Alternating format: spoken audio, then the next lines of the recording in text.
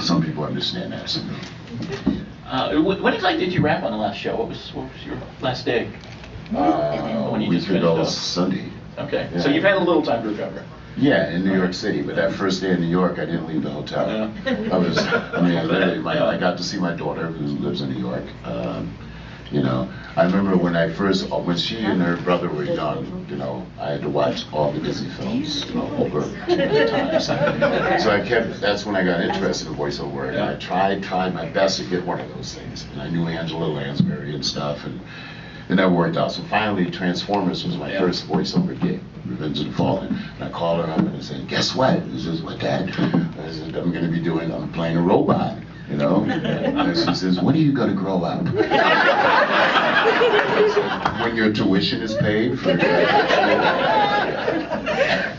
no, we're best friends, but she's my biggest critic. Was it tough raising children when you're jumping around? Yeah, it was. I mean, I think because of the absence a lot, you know, I would go off to Africa for 6 months, I come back, shoe sizes are different, clothes are outgrown, and I think for her in particular, it affected her when she was 14. She spent a year not even speaking to me, and we're best, we're healed now. But that was difficult as a father, and I'm sure there are fathers here or mothers who go through that period where, you know, they're trying to find themselves. Teen years are rough. Teen years are tough. But, you know, it's all good now. Sean, you had your hand up early, didn't you?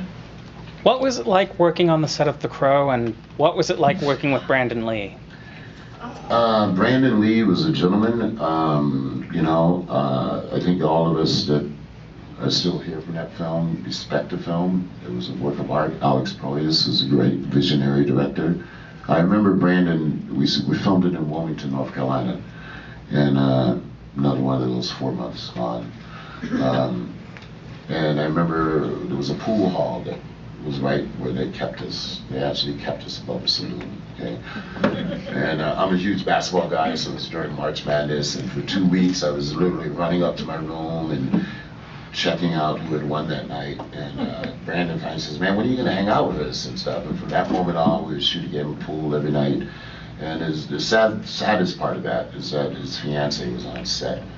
I don't think she's ever been the same, but you know, the film cemented his legacy. You know, we wish it had turned out differently. We just lost John Polito as well for that film. He was another great actor who was on Homicide, Life in the Streets, another show I did. So many. Yeah. Yeah. You've been busy. Yeah. It's been good. There's going to be more and more voice work, I'm telling you. I wish I could tell you some things, but you'll know when you're here. Well, we'll keep an eye on the internet, see what comes up. Yeah, see what happens. Don't believe everything on the internet. This actually is a question about voice work, where you mentioned that James Earl Jones was your mentor. Yeah. In more ways than one, just in terms of simplicity in acting and truthfulness. Have you ever angled for, or have you been contacted in regards to voicing Omadon, where Billy Boyd and a few others are trying to do a live-action version of The Flight of Dragons? No, I haven't. Yeah, that was one of James Earl Jones' voice work. Oh, okay. Yeah, I know him primarily from CNN. What a gig that is. 30 years strong. Yeah. I'll look into that. Keith. Yeah. You mentioned earlier some of everybody by your first name. I told you, I go to all of these cons. That's a great skill. It's a good gig. Yeah. That's awesome. You mentioned earlier some of the things some projects that you would like to do. Do you have any genre things that you haven't done that you would really enjoy? When you say genre, what do you mean? Science fiction, fantasy, horror. Yeah, we're in talks to possibly do a remake of H.G. Wells' The Invisible Man. And make it, you know, that would be fascinating. You know, I'm a huge Claude Rains fan. You know, which disturbs me because some remakes are not necessary. Like they were talking about making a remake of Casablanca. Which is ridiculous. It's like in the top 3 movies of all time, if not the first. So, you know, but that's because, and it's not that there aren't writers in the world, but Hollywood has a tendency to, if something is successful, they like to duplicate it. and which sometimes excludes writers. I don't know if there are any writers out here, but don't give up, because eventually they need new ideas. And I can't act unless I have something on the page. If I don't have it on the page, there's nothing I can do. I'll sit in my garden and I'll just become a vegetable. Have you thought about writing a project for yourself? Well, I said I went to school as a writer. So yeah, there's 2 scripts. They want me to direct a horror film, but I don't want that to be my first film, because I don't want them to just keep sending me horror scripts. So I have this sort of mafia. I grew up going to school in Providence, is one of the most densely populated mob territories in the country. I actually lived in Federal Hill, which was the mob area, and I had a mile walk to school. The very first day, I passed by a bakery, you know, and they didn't know me. And said, hey, kid. Then I went up and they said, who are you? And I said, I'm going to school. I'm going to be an actor. They said, look, this kid, he's funny. Yeah. Did that. Both my ears full. He said, you ever had a cannoli? I said, no, what is a cannoli? And he made me eat it. And I said, oh, okay. He says, so go. And every day you stop by, you get a cannoli. And that's what happened, literally, even when I didn't want to cannoli. If the mob tells you you want a cannoli, So you that want a was my cannoli. way of being accepted into that territory. So out of that is a story that I've always wanted to do about Providence, about the relationship between 2 small town bookies that get in over their head, kind of. Would you have a part for yourself in it? Or? Yeah, that would be the condition.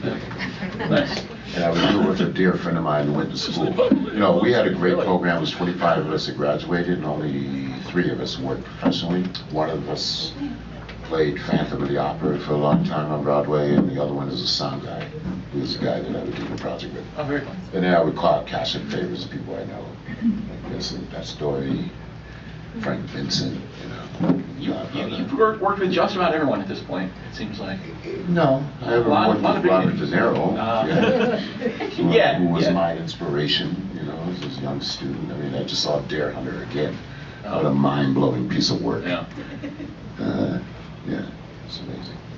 I think we have time for one more question. Yeah. Well, mine's not really a question. That's something I wanted to give to Candyman. What is this? It looks like truffles. It is a similar to a truffle. It's actually made their title as Candyman candies. Oh, really? And You made them? notice there, I did. Hey, you don't get all the credit. Okay. Shout it out. There's 5 of those in there. I get it. Yeah, right turns. Let's go. Let me see the mirror. Thank you. What's your name? Donald Smith. Thank you, Donald. Appreciate it. I went to school with Donald. Did you? I did. Thank you, man. And you guys made this? Confectionaries at home?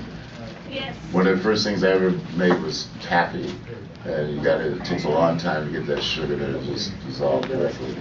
Thank you so much. What is this one with the red in the middle? They actually all have the red in the middle. Oh, they do? Even the chocolate? Okay, what's that? That represents what? It is actually, the reason I went with the red is for the main color when I was looking for the Candyman stuff.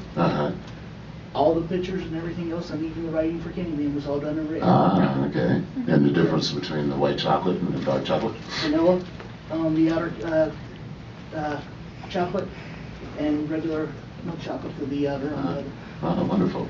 Thank you. It's very symbolic. Thank You're you. very welcome. Thank I you. appreciate that. I hope the whole weekend goes just like this. Actually, we've got a minute left. I see fans do that kind of thing all the time. They're always creating things for other creators or actors. Have you gotten any other really memorable gifts from fans? Yeah, when Star Trek was in its full force, you'd be surprised at all the drink concoctions that were offered. We don't do that. Just because, I don't want to hallucinate or anything. You'd be surprised. I've seen drinks of all colors offered or left outside doors or things like that. Cool. And in the horror world, you get asked to sign all kinds of crazy items? Yeah. What's the weirdest thing you've signed? We can't go into that. Well, that's 3:50. If we go any longer, Carla will have my head. I told you Who's they're in scared next? of me. Who's next? I don't know. I think it's Hazel. Okay. Is Hazel next? Is Hazel next? I don't know. I don't know what's in here. I know I'm all the way across on the other side of the building. Panel Oh, the panel concert with Andy and Tony. Yeah. And I'm also The told happiest that golf people you'll ever meet. Okay. in a little over half an hour, you will be signing in the dealer's room. Okay. In a little over half an hour, you'll be signing in the dealer's I room at guess so. 4:30. I guess so. So, You know, they put us on the escalator, we just like go on the road, turn left, you know, car keeps a tight ship. It doesn't take people long to figure out. Just go and do what Carmen tells you to do. Awesome, well, thank you guys. Thanks a lot, everyone.